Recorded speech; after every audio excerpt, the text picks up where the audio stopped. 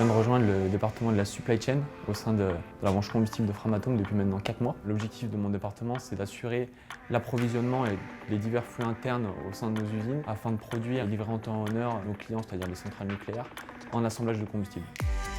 Au sein de ce département, mon rôle, c'est de participer au projet d'industrialisation des nouveaux produits et de mettre en place la route qui va nous permettre de fabriquer ces composants. Je peux être aussi amené à optimiser la route de fabrication de certains composants existants. Je suis amené à travailler sur des projets transverses qui impliquent différents interlocuteurs, comme les méthodes, la production, les achats ou encore la finance.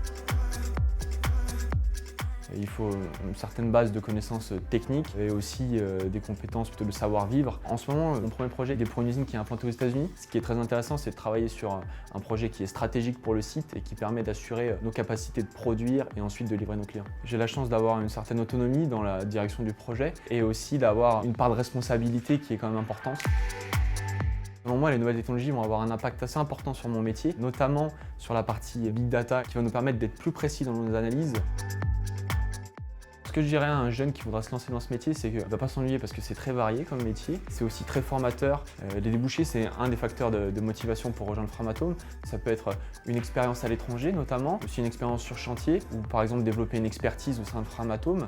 Donc ça, c'est un des points de motivation qui ont fait que j'ai rejoint l'entreprise.